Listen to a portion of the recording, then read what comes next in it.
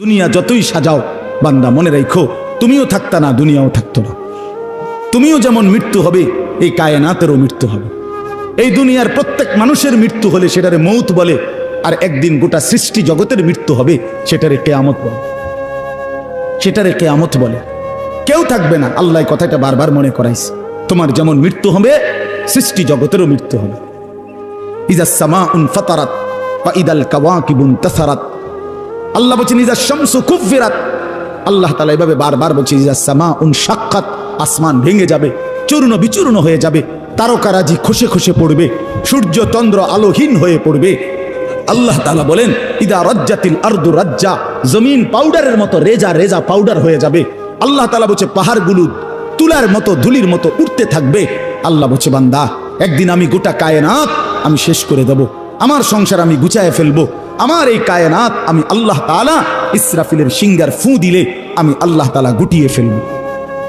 এই কথাটাই আপনাদের সামনে এখানে আমি শুনাইতে চাই। এই অল্প একটু শুনে আল্লাহ তাআলা এখানে এই কথাটাই তুলে ধরছেন কোরআনের বহু সূরায়, যে বান্দা এই সৃষ্টি জগৎ একদিন থাকবে না, কিয়ামত হবে, একদিন ইসরাফিল ফু দিবে।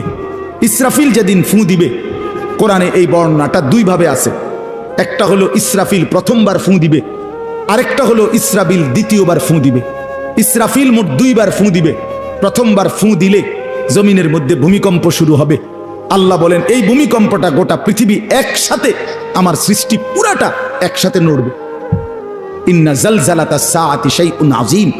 আল্লাহ বলেন বান্দা দুনিয়ায় বহু ভূমিকম্প তুমি দেখছো, তবে মনে রেখো কিয়ামতের ভূমিকম্প, ইসরাফিল ফু দিলে প্রথম যে ভূমিকম্প হবে, কিয়ামত সংঘটিত হওয়ার জন্য, গোটা সৃষ্টিটা ভেঙে চুরে যাওয়ার জন্য, সেটা হবে বড়ই ভয়ানক। সেটা বড়ই ভয়ানক। ইয়াউমা তারাউনাহা তাদহালু কুল্লু মুরদিআতিন আম্মা আরদাআত। কোরআন শরীফে আছে এই প্রথম ভূমিকম্প যখন শুরু হবে জমিনে, ইসরাফিলের ফু শুরু হবে, সব কিছু যখন ভাঙতে শুরু করবে, আল্লাহ তাআলা বলেন যে মা তার দুধের বাচ্চা কোলে দুধ খাওয়াচ্ছিল, ওই মা সন্তানকে ছুঁড়ে ফেলে দিয়ে পাগলের মতো ছুটতে থাকবে। তাদাউ কুল্লু যাতি হামলিন হামলাহা। যে মায়ের পেটের বাচ্চা 10 মাস পূর্ণ হয়ে গেছে, এই আর ঘন্টা 2-4 ঘন্টা পরে বাচ্চাটা প্রসব হবে। আল্লাহর কসম, আল্লাহ কোরআনে বলছে সেই গর্ভধারিণী মা 10 মাস যে তার সন্তানকে গর্ভে লালন করেছে, ইসরাফিলের ফু দিলে জমিনের কম্পন যখন শুরু হবে, ভূমিকম্প, তখন এই গর্ভধারিণী মা এভাবে দৌড়বে, এভাবে ছুটবে, নিজের বাচ্চা নিজের থেকে খালাস হয়ে পড়ে যাবে, বা ফিরেও তাকাবে। ও তারা নাসা সুকারা। আল্লাহ বলে সমস্ত মানুষগুলো বাতালের মতো দৌড়তে থাকবে। এইভাবে সব কিছু কাঁপতে কাঁপতে সব কিছু কিছু দূর গিয়া গিয়া ভাঙ্গা ভাঙ্গা পড়বে, মুখ থুবড়ে পড়বে। তো আল্লাহ রাসূল সাল্লাল্লাহু আলাইহি সাল্লাম বলেন সমস্ত কিছু এই সৃষ্টি জগতের যা আছে আল্লাহ ব্যতীত সব কিছুই প্রথম ফুঁয়ের পরে কাঁপতে কাঁপতে ভূমিকম্পের মতো হয়ে জমিনের তলদেশে চলে যাবে। মাটির উপরে তখন একটি সুতা আর থাকবে না, আর কিছুই না। এই হলো কিয়ামত, প্রথম ফু, প্রথম ভূমিকম্প।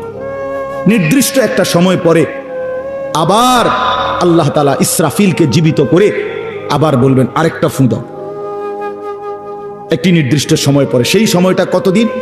হাদিসের একটি বর্ণনা থেকে, নবীজির একটা বর্ণনা থেকে মুহাদ্দিসিনে কেরাম বলছে এই দ্বিতীয় ফু আর প্রথম ফুর মাঝখানে, প্রথম ফুতে সব কিছু যখন কবরে চলে যাবে, তখন হতে পারে দ্বিতীয় ফু দিতে দিতে মাঝখানের সময় 40,000 বছর। আমার বন্ধু, আমার বাপ, আমার ভাই, রাত হইছে, কষ্ট সবাই করতেছেন, এতটুকু তো ভাবেন সর্বশেষ যেই লোকটা কবরে যাবে, শেষ হতে পারে তাকে কবরেই থাকতে হবে 40,000 বছর। তো এখন যারা মরতেছে তারা কবরে আছে আজকে কত বছর? নবীজি সাল্লাল্লাহু আলাইহি সাল্লামের জামানায় যারা মারা গেছে তারা আজকে কতদিন কবরে? ওই নূহ আলাইহিস সালামের জামানায় যারা মারা গেছে তারা আজকে কতদিন কবরে? ভেবে দেখেন। আচ্ছা, এই শেষ লোকটাই যদি 40,000 বছর থাকতে হয়, আর যদি কবরের আযাব হয়, তার কি পরিমাণ কষ্ট পাবে সে, কি পরিমাণ কষ্ট পাবে? আল্লাহ রাসূল সাল্লাল্লাহু আলাইহি সাল্লাম বলেন কবরের প্রথম শাস্তিটা কি? কোন ব্যক্তি যখন কবরের প্রশ্নের জবাব দিতে পারবে না, তখন আল্লাহর পক্ষ থেকে ফেরেশতাদেরকে বলবে কাযাবা আব্দি, আমার বান্দা মিথ্যা বলেছে। ফাআফরিশুহু মিনান নার ওয়ালবাসুহু মিনান নার ওয়াফতাহু লাহু বাবান ইলান নার। আল্লাহ বলবে ফেরেশতাদেরকে, ফেরেশতারা আমার এই নাফরমান বান্দার কবরের মধ্যে জাহান্নামের বিছানা বিছিয়ে দাও, আগুনের পোশাক পরিয়ে দাও, আর জাহান্নাম বরাবর তার জন্য একটা দরজা খুলে দাও।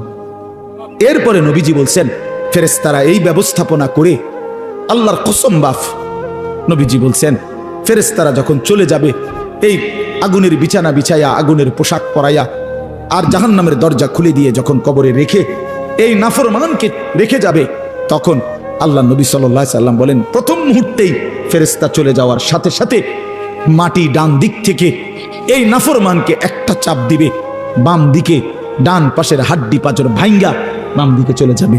বাম দিকের মাটি ডান দিকে চাপ দিবে, তো বাম দিকের হাড্ডি পাঁজর ভাঙ্গা ডান দিকে চলে আসবে। আল্লাহ আমাকে মাফ করে দেন।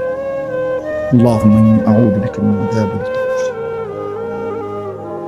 নবী সাল্লাল্লাহু আলাইহি সাল্লাম 5 ওয়াক্ত নামাজের পরে, আল্লাহর কসম বন্ধু, প্রতিদিন 5 ওয়াক্ত নামাজের পরে নবীজি কবরের আযাব থেকে পানাহ চাইতেন প্রতিদিন।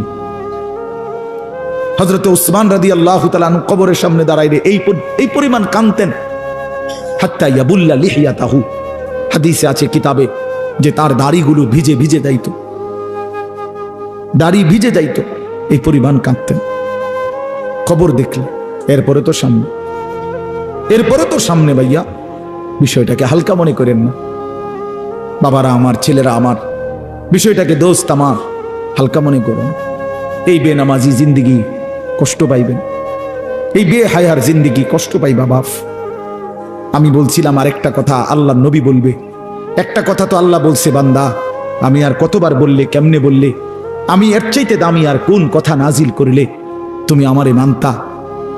আর নবীজি বলবে হাসরের ময়দানে, নবী বলবে উম্মত তুমি জানো, হাদিসের তাফসীরের মধ্যে আছে প্রত্যেক ব্যক্তি, আল্লাহ বলছে নবীকে, আমাদের নবী সাল্লাল্লাহু আলাইহি সাল্লামকে, বন্ধু আপনারে সামনে রাইখা আপনার উম্মতের আমল নামা আমি আপনারে সামনে রাইখা খুলমু। নবী সাল্লাল্লাহু আলাইহি ওয়াসাল্লাম যখন উম্মতের আমল নামা খুলে দেখবে, খোদার 365 দিনে কোনো দিন ফজরের নামাজের সেজদা নাই, 30 বছর সুদের ব্যবসা করছে, 50 বছর মিথ্যাই বলে গেছে, হারাম রোজগারি করেছে, 30 বছর যাবত মহিলাটা কোনো পর্দা করে নাই, ঘরের মধ্যে কোনো দিন শরীয়ত বলতে কিছু নাই। আল্লাহ নবী সাল্লাল্লাহু আলাইহি সাল্লাম তখন বলবে উম্মত তুমি জানো আমি 23টা বছর অনবরত তোমার জন্য কেঁদেছিলাম। আমি সেই নবী, যে নবী সারা রাত এশার নামাজের পরে দাঁড়াইছি ফজরের আজান পর্যন্ত, এক দাঁড়ানোতে চোখের পানি ফেলে উম্মতের জন্য দোয়া করছিলাম। আল্লাহ রসুলের স্ত্রী আম্মা জান আয়েশা বলছেন নবী এই পরিমাণ কাঁদছে, এতটা লম্বা দাঁড়ায় ছিল উম্মতের জন্য, হাত্তা তাওয়াররামাত কাদামাহু, 2টা পাও ফুলে ফুলে গেছে। আল্লাহ নবী বলবেন উম্মত আমি 23 বছর কাঁদছি রে, প্রতিটা রাত কেঁদেছি, দিন কেঁদেছি। আমি এই পরিমাণ, পিঠটা খুলে দেখাবে চাদর সরিয়ে, আমার উম্মত আমার পিঠটা দেখো, তায়েফের পাথরের আঘাতে আমার পিঠ কি পরিমাণ ছিদ্র ছিদ্র হয়ে গেছে। আমি সেই নবী, যে নবী তোদের জন্য পেটে ক্ষুধার কষ্টে পাথর ভাঙছিলাম 2টা। আমি উহুদের ময়দানে দান দান শহীদ করে রক্ত মাখা শরীর নিয়ে বেহুশ হয়ে লম্বা সময় পড়েছিলাম। আমার ঘরের চুলায় 3 মাস, হাদিসে আছে আম্মা জান আয়েশা বলছেন নবীজির ঘরে আমরা 9 জন বিবি, উনি বলছে আল্লাহর কসম 3 মাস কোনোদিন, টানা 3 মাসে কোনোদিন আমাদের ঘরের চুলায় 9 জন বিবির ঘরে কারো ঘরের চুলায় কোনোদিন আগুন জ্বলে না। 3 মাস খেজুর আর পানি দিয়ে আমরা জিন্দেগি কাটাইছি। আল্লাহ নবী বলবেন উম্মত তাহলে এত কাঁদলাম কার জন্য, এত রক্ত ঝরাইলাম কার জন্য, পেটে পাথর বাঁধলাম কার জন্য, বিনিময়ে এটা কি আমল নামা নিয়ে আসছো? ছেলেরা বলো ভাই, একটা ছেলে বলো রাসূলুল্লাহ সাল্লাল্লাহু আলাইহি ওয়াসাল্লামের সুপারিশটা একটা মামুলি ব্যাপার? রাসূলুল্লাহ সাল্লাল্লাহু আলাইহি ওয়াসাল্লাম বলবে উম্মত এটা কি আনলাম আমি, এই আমল নামা নিয়া আমার মতো এত বড় শ্রেষ্ঠ রাসূলের উম্মত তুমি, আমি মালিকের সামনে দাঁড়ামো কেমনে, এটা দেখামো কেমনে?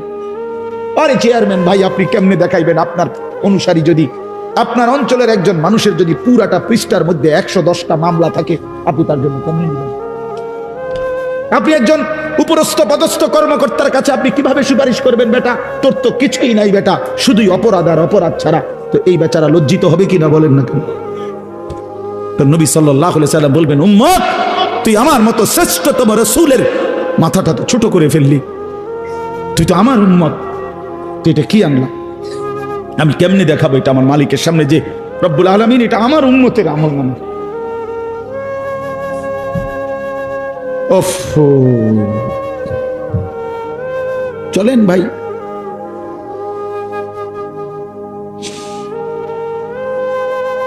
এই জন্য দোস্ত আমার, বন্ধু আমার, আমি দিবানিশি এই চিৎকার চেঁচামেচি করি, এই আহাজারি আমার অনেক দিনের। মুসলমানের সন্তান ফিরবে, নওজওয়ানরা ফিরবে, মুসলমানের যুব সমাজ নামাজ পড়বে, আল্লাহরে চিনবে, এটাই আমার স্বপ্ন, এ আমার দিলের তামান্না। কারো প্রতি আলহামদুলিল্লাহ এখন আর দিলে শত্রুতা রাখি না, কারো বিরোধিতা, কারো প্রতি হিংসা করার কোনো সময়ও নাই, বিশ্বাস করেন, একদম সময় নেই, সময়ই তো না। আমি জুমার নামাজ পড়াইছি ঢাকা মোহাম্মদপুর আদাবর, আমার জুমা, ওইখান থেকে আমি জুমার পরে রওনা দিয়া মাগরিবের পরে রোয়াচালা বয়ান করছি, এশার একটু পরে ওই মুসাগারা বয়ান করছি, এরপরে এখানে এসে বয়ানে বসছি, শুধু অজু করছি, শুধু সময় বাঁচানোর জন্য মসজিদের খানাটা খাই নাই, হোটেলে, পথের একটা হোটেলে মদনপুর পার হয়ে আসা অল্প কটা ভাত খাইছি। এটা বলার উদ্দেশ্য হলো কেরামতি বুজুর্গি বুঝানো না, আল্লাহর কসম বুঝানো হইল এই কথার ফিকির যে কাউরে প্রতিপক্ষ ভাববার কোনো দরকার নেই, কোনো দরকার নেই। আল্লাহ আমাদের সবাইকে বুঝ দান করেন। প্রতিটা ছেলের প্রতি আমার অনুরোধ, বাবা তুমি নষ্ট হইও না, তুমি বরবাদ হইও না। এক বন্ধুর খপ্পরে পইরা, একটা সামান্য মোবাইলের খপ্পরে পইরা, একটা দুষ্ট নারীর খপ্পরে পড়ে, মেয়ের খপ্পরে পড়ে চরিত্রহীন হইও না, চরিত্রহীন। আল্লাহ তাআলা মানুষকে যেই চাহিদা দিছে সেটা পূরণের বৈধ ব্যবস্থাও দিছে। মানুষকে আল্লাহ তাআলা তৃষ্ণা দিয়েছেন, তো তৃষ্ণা নিবারণের জন্য পবিত্র হালাল পানীয় আল্লাহ তাআলা দিয়েছেন। মানুষকে আল্লাহ তাআলা ক্ষুধার চাহিদা দিয়েছেন, তো হালাল খাবারও আল্লাহ তাআলা দিয়েছেন। তো মানুষের লজ্জাস্থানের যেই চাহিদা, শাহওয়াত, যৌন চাহিদা, এটা আল্লাহ তাআলা দিয়েছেন, তো এটা পূরণের জন্য হালাল স্ত্রী আল্লাহ প্রত্যেক পুরুষের জন্য ব্যবস্থাও রেখেছেন। কেন নষ্ট হইল? চরিত্রহীন হইবা কেন? উলঙ্গ ছবি আর নর্তকীর পিছনে জীবন শেষ করে দিবা কেন? কি দুঃখে বন্ধু নষ্ট হইলা বলো? অনেক ছেলে তো এখানে বসছো মাশাআল্লাহ, কিন্তু অনেক ছেলের চেহারা দেখলেই বোঝা যায় ভাইয়া নামাজ পড়ো না, চেহারায় সেজদার চিহ্ন নাই, দোস্ত আমার চিহ্ন নাই। আল্লাহ আমাদেরকে মাফ করে দেন। তো আল্লাহ তাআলা বলেন ইসরাফিলকে আল্লাহ দ্বিতীয়বার উঠাবে, উঠাইয়া বলবে ইসরাফিল আবার ফু দাও। এই আবার ফু দিলে এবার আবার জমিন কাঁপতে শুরু করবে দ্বিতীয়বার। তো প্রথমবার ফু দেওয়াতে জমিন কাঁপতে কাঁপতে সব কিছু কই গেছিল? নিচে, মাটির নিচে। মাটির উপরটা কি খালি, ফাঁকা না? এইবার দ্বিতীয়বার যখন ইসরাফিল ফু দিবে, মাটি কাঁপতে কাঁপতে ভূমিকম্প শুরু হলে এবার জমিনের সমস্ত কিছু ভিতরে যেগুলো ছিল সব কিছু জমিনের উপরে উঠে আসবে একেবারে একটা সুতা সহ। গরু, ছাগল, মানুষ, জিন, স্বর্ণ, রৌপ্য, হীরা, মণি, মুক্তা, জহরত, সব সব সব, শুধু মানুষ না, একেবারে সব কিছু, একেবারে আদম আলাইহিস সালামের জামানা থেকে ইসরাফিলের ফু পর্যন্ত যত কিছু মাটির তলে গেছে সব মাটির উপর উঠে আসে। ইদা জুলজিলাতিল আরদু জিলজালাহা, আল্লাহ তাআলা বলেন এই দ্বিতীয়বারের ভূমিকম্প জমিনে যখন হবে, ওয়া আখরাজাতিল আরদু আসকালাহা, জমিন তার তলদেশ থেকে তার ভেতরে যা কিছু বোঝা জমিনের মধ্যে ছিল সব কিছু সে জমিনের উপরে তুলে দিবে। তুলে দিলে তখন তাফসীরের মধ্যে আছে এই যে স্বর্ণ, রৌপ্য, মণি, মুক্তা, টাকা পয়সা, হীরা, জহরত, অর্থ সম্পদ, এগুলোর স্তূপ থাকবে। আশ্চর্য কথা শোনেন, সরাসরি হাদিসে আছে, নবীজি বলছেন এই স্বর্ণ, রৌপ্য, মণি, মুক্তাগুলো তখন আল্লাহর কুদরতে কথা বলবে। এইগুলা, এই অর্থ সম্পদগুলা, মানুষের যে অর্থ সম্পদ, এগুলো কথা বলবে। কি কথা বলবে? চোরেরে ডাক দিবে, আইনা সারিক, এই চোর, এদিকে বাটফার, এদিকে, এই সম্পদের জন্য চুরি করেছিলি, আজ যা দরকার নেই। আইয়ুহাল কাতি', এই ডাকাত এদিকে, এখান থেকে নে, এই সম্পদের জন্য ডাকাতি করছি, নে এখন নে। সরাসরি হাদিস আছে, রাসূলুল্লাহ সাল্লাল্লাহু আলাইহি ওয়াসাল্লাম বলছে, এই অর্থ সম্পদ ডাক দিয়া বলবে, হে আত্মীয়তার সম্পর্ক ছিন্নকারী বেঈমান, এদিকে এই সম্পত্তির জন্য আপন ভাইকে বঞ্চিত করছিলি, আপন চাচাকে বঞ্চিত করছিলি, আপন ভাতিজারে বঞ্চিত করছিলি, এর জন্যই আত্মীয়তার সম্পর্ক ছিন্ন করেছিলি, এখন নে, যা লাগবে নে, হারাম কর এখন নে, সুদখোর কত টাকা দরকার তোর এখন নে। আল্লাহর কসম, মানুষ পাগল হয়ে যাবে, অবাক হয়ে যাবে। আর এটা কি? এই এরপরের আয়াত, ওয়াকালাল ইনসানু মা লাহা, লোকেরা বলবে ওমা এটা কি হলো, আরে এটা কি কারবার, এগুলো কথা কয় কেমনে, এগুলো কয় কি, এগুলা মানুষ সব অবাক হয়ে যাবে, বলবে একে অপরে মা লাহা, জমিনের কি হলো, এগুলোর কি হলো, এগুলো কথা বলছে কেন, এগুলো কি বলতেছে এগুলো? অর্থাৎ কেউ তো কিছুই নিবে না, নিবে কিছু, কথা বলেন না কেন কারো কোনো। তো এবার আল্লাহ বলেন ইয়াউমাইদিন তুহাদ্দিসু আখবারাহা, আল্লাহ বলে বান্দা অর্থ সম্পদগুলো কথা বলছে দেখে অবাক হইলা, এখনো না দেখবা আসল খেলা, এখনো না দেখবা মেন খেলাটা, যে এখন দেখবা তোমার পায়ের নিচের জমিন, তোমার পুরা জিন্দেগির ভালো মন্দ সমস্ত কিছু তোমার সামনে আমি আল্লাহর সামনে বলে দিব। এখন শুনবো, এই জমিন তোমার ভালো মন্দ কথা বলবে। ইয়াউমাইদিন তুহাদ্দিসু আখবারাহা, তোমার প্রতিটা মিনিট সেকেন্ড একাকী প্রকাশ্য, ঘরে বাহিরে, লোকালয়ে, আলোতে, অন্ধকারে, রাত গভীরে, দিনের আলোতে, তুমি যা ভালো করেছো তাও বলবে, তুমি যা মন্দ করেছো তাও বলবে। রাত গভীরে তাহাজ্জুদের নামাজ পড়ছিলা, এই জমিন এখন বলবে রাত গভীরে জিনা ব্যভিচার আর মদের আড্ডা, জুয়ার আড্ডায়, নারীর আড্ডায় পড়েছিলা, এটাও এখন বলবে। শুনবো, এখন শুনবো। তখন লোকেরা বলবে হায় জমিন কেমনে কথা বলে, সম্পদ কেমনে কথা বলে। তো আল্লাহ বলেন বিআন্না রাব্বাকা আওহা লাহা, এজন্য বলে যেহেতু আল্লাহ তাআলা আদেশ করেছে। আল্লাহ আদেশ করলে তার গোটা সৃষ্টি কথা বলে, তাহলে মূলত জিহ্বায় কথা বলে না, আল্লাহ আদেশ করলে গোশতের এই টুকরাটা কথা বলে। নাহলে যেই লোক, আপনারা কোনো বোবা দেখছেন, কথা বলেন না, বোবা মানুষ দেখছেন কখনো? তো বোবা মানুষের তো জিহ্বা নাই, ঠিক না? আছে না? আছে কিনা বলেন না? তো হে কথা কয় না কা, কথা বলে না কা কেন, মানে কথা বলে না কেন, মানে জিহ্বা তো আছে কিন্তু কথা বলে না কেন? বুঝা গেল কি? আল্লাহর হুকুম হলে কথা বলে। যে কানে শুনে না, তার এখান দিয়ে এরকম কান নাই, তো হে শুনে না কান, তাহলে কানে দিয়ে শুনে না, আল্লাহর হুকুম হইলে শুনে। যে অন্ধ, সে তার কি এরকম চোখ নাই, তো হে দেখে না কা, মূলত আল্লাহর হুকুম হলেই চোখে দেখে, নাইলে দেখেন। তো ঠিক আল্লাহর হুকুম হইলে, গোশতের এই টুকরাটা যদি কথা বলতে পারে, আল্লাহর হুকুম হইলে গোটা সৃষ্টিও কথা বলতে পারে, গোটা সৃষ্টিও কথা বলতে পারে। এবার আসেন এই শেষ, ইয়াউমাইদিন ইয়াসদুরুন নাসু আশতাতাল লিয়ারাউ আমালাহুম, ফেরেশতারা সমস্ত মানুষকে দলে দলে দলে দলে গ্রুপ গ্রুপ করে ভাগ করে দিবে, আর এই ভাগে ভাগে লোকেরা নিজেদের পুরা জিন্দেগির আমলনামা দেখার জন্য, নেওয়ার জন্য নির্দিষ্ট জায়গায় যাবে।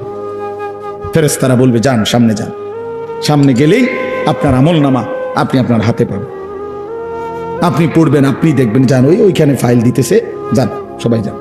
এই দলে দলে মানুষ যাবে। এইবার আমলনামা যখন হাতে দিবে, আল্লাহ তাআলা বলেন ফামান ইয়ামাল মিসকালা যাররাতিন খায়রান ইয়ারাহ, এক বিন্দু ভালো যে করেছে সে তাও দেখতে পাবে। ওমান ইয়ামাল মিসকালা যাররাতিন শাররান ইয়ারাহ, এক বিন্দু মন্দ যে করেছে সে তাও দেখতে পাবে। প্রতি সেকেন্ড, প্রতি ঘন্টা, প্রতি মিনিট, প্রতি মুহূর্ত, প্রতি লম্হা, প্রতি জাররা সে দেবে। জাররা এই শব্দটা হলো কোরআনের, এই শব্দটা একটি এতটুকু পরিমাপ তাফসীরের মধ্যে লিখছে লা জিনাতা লাহা, যেটার কোনো ওজন হয় না, মাপলে কোনো ওজন আসে না, এত সামান্য। মানে এটা 100 গ্রামও না, 1 গ্রামও না, 1 গ্রামও না, 1 গ্রামের অর্ধেকও না, অর্ধেকের অর্ধেকও না। এটা অণুও না, পরমাণুও না, এটা ইলেকট্রনও না, নিউট্রনও না, প্রোটনও না, কিচ্ছু। বিজ্ঞান তো এগুলো ভাগ করছে না, ভাগ করে করে আপনার অণু থেকে পরমাণু, পরমাণু থেকে এখন আরো ভাগ করছে, এই ইলেকট্রন, প্রোটন, নিউট্রন, এগুলো ভাগ করতে করতে সূক্ষ্ম থেকে সূক্ষ্ম, সূক্ষ্ম থেকে সূক্ষ্ম বিজ্ঞান বাহির করতেছে। কিন্তু জাররা বলে যেটার কোনো ওজনই নাই, কিচ্ছু নাই, এটা এত সামান্য, মানে তুমি যেটারে কিছুই মনে করো নাই, আল্লাহ বলেন ওইটাই তুমি দেখবে, ওইটাই দেখবে। এই জন্য বাপ আমার শেষ রাত গভীরে এই কথাই, আমরা আমাদের একাকী কিংবা প্রকাশ্য, আমরা আমাদের রাত কিংবা দিন, ঘর কিংবা বাহির আড়াল করবার সুযোগ নেই। সুযোগ আছে ভাইয়া? ছেলেরা কাজেই রাতের 3টায় দুনিয়া ঘুমায়, আল্লাহ ঘুমায় না। অশ্লীল ছবি দেখো না। রাতের 3টায় মা ঘুমায়, বাবা ঘুমায়, মালিক ঘুমায় না। রাতের 3টায় মহল্লাবাসী ঘুমায়, কিন্তু আল্লাহ ঘুমায় না। আলাম ইয়ালাম বিআন্নাল্লাহা ইয়ারা, আল্লাহ বলে বান্দা তুমি জানো আমি কিন্তু সারাক্ষণ তোমাকে দেখি। কতক্ষণ? কতক্ষণ? আল্লাহ দেখেন কখন? সারা। এই জন্য আমরা প্রত্যেকে ইনশাআল্লাহ নিয়ত করি যে আমরা আমাদের আখিরাতকে ভাববো, ফিকির করব। আখিরাতের আশায় গুনাহ ছেড়ে দেন, আল্লাহর নাফরমানি ছেড়ে দেন, হালাল পথে জিন্দেগি চালান। একটু কষ্ট হলেও চলে যান, পার হয়ে যান। ऐसे रहे या वैसे रहे वहां देखना फिर कैसे रहे। বুজুর্গরা বলে এই দুনিয়ায় এমনি থাকো আর এমনি থাকো, কাইট মাইট হইয়া চিত্তিয়া মিত্তিয়া উঠতেলেই যা। আসল দেখার বিষয় হলো ওয়াহা কেসে রাহে, সেখানে কেমন থাকবা, এটা হলো দে। এটা শেষ হয়ে যাবে। আজ রাত যার বাসর রাত, তারও ভোর হবে। আজকের রাত যার জেলখানায় ফাঁসির রাত, তার রাতও কি হয়ে যাবে? অট্টালিকার মানুষটাও মরে যাবে, জীর্ণ কুটিরের মানুষটাও মরে যাবে। কোনোদিন দুঃখ যে দেখে নাই সেই সুখী মানুষটাও কবরে চলে যাবে, কোনোদিন সুখ যে দেখে নাই সেও মরে যাবে। আমিও না, আপনিও না, বাবাও না, সন্তানও না, মাও না, কেউ না, কেউ থাকবে না, কেউ না, কেউ না। আজকে আমরা কবরবাসীদের স্মরণ করে দোয়া করি, এই আগামী 20 বছর 30 বছরের মাথায় আমাদেরকে স্মরণ করে, আমাদেরকে কবরবাসী মনে করে, আমাদের পরবর্তীরা মনে করে। এই না জিন্দিগি? কথা বলেন না, এই না জিন্দিগি? এই জন্য আমরা ইনশাআল্লাহ সবাই মিলে ফিকির করি নিজের ভালো, নিজের কল্যাণ। এতটুকু যদি কারো বিবেক না থাকে ভাইয়া, তো সে বুঝলো কি? এই জন্য নিজের ভালো দেখেন। ওয়ালা তুলকু বিআইদিকুম ইলা তাহলুকা, আল্লাহ বলছে বান্দা নিজেরে নিজে ধ্বংসের দিকে ঠেলে দিও, নিজের এত বড় ক্ষতি করো না বান্দা। এই পৃথিবী তুমি গেলেও থাকবে। এই আমরা যারা মনে করি, হ্যাঁ অনেক বয়স্ক মাঝ বয়সী লোক আছে, আমি থাকতে যদি আমার জি ফুটটিরে একটু ঘর দুয়ার জাগা জমি দলিল টলিল একটু লাইন ফাইন করে দিয়া যাইতে না পারি, আমি মরলে তারা কেমনে চলবো, কেমনে খাইবো? হেবড়া কয় চা দোয়ানে বইয়া বইয়া, হেবড়া কেমনে চলবো তারা? না চাচা, আমনে মরলে আর পৃথিবীতে কামাই রোজগারি উপার্জন সব বন্ধ হয়ে যাবে। আমনেই শেষ কামলা, পৃথিবীর শেষ কামলা আমনে। আমনে মরার পরে মানুষ সব আপনার জি ফুট বহন খাইব চা দিয়া ভিজাইয়া। না ভাত তরকারি তো নাই, আমনে মরলে কি আর ভাত তরকারি আগে করতে? আমনে মরলে ইট বালু সিমেন্ট ভাত তরকারি চাল ডাল এটি পৃথিবীর থেকে ফেরেশতারা নিবে। এটি কথা হইল? কোনো কথা বলেন, এটা কোনো কথা হইল? এই পৃথিবীতে আল্লাহ তাআলা যাকে হায়াত দিছেন তার জন্য রিজিকও রাখছেন। অতএব দয়া করে এই ভুল না করি। কেন সুদের টাকায়, কিস্তির টাকায়, হারামের টাকায় সন্তানকে আপনি উপার্জনের জন্য দুনিয়া দেশে কিংবা বিদেশে কেন পাঠাইতে হবে? কে বলল আপনার? এই দায়িত্ব আপনার দিল কে?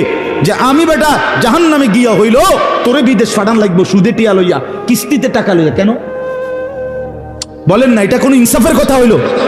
এটা পৃথিবীর কোন আইনে আছে না আল্লাহর কোন আইনে আছে? তো এটা কি? এটা হলো লুভি। লুভি আমনে এবার কলজাটা খুললা চান, এবার কলজার ভিতরে হলো লোভ। এই জন্য এবার কিস্তি লইছে, সুদ লইছে, ফুতেরে টাকার মেশিন বানাইয়া পাঠাইছে বিদেশে, যে তুই শুধু টাকা পাঠাইবি, তোর চাচা জমি বেচবো, তোর জেডায়ও জমি বেচবো, উত্তর দিকের এন্দিয়া 10 শতক বেচবো, শুনছি টাকা রেডি রাখতে হবে। নাই তো কি? নাই তো কে বললো আপনারে হারামের মাধ্যমে আল্লাহর নাফরমানি করে স্ত্রী সন্তানের সংসার সাজাইতে? এই সংসার সাজে না, এই সংসার বরবাদ হয়। আল্লাহ তাআলা আমাদেরকে বুঝ দান করেন। চলেন হালালের উপরে চলি, আল্লাহকে রাজি খুশি করে চলি, 5 ওয়াক্ত নামাজের মাধ্যমে জিন্দেগি কাটাই। বলেন আলহামদুলিল্লাহ।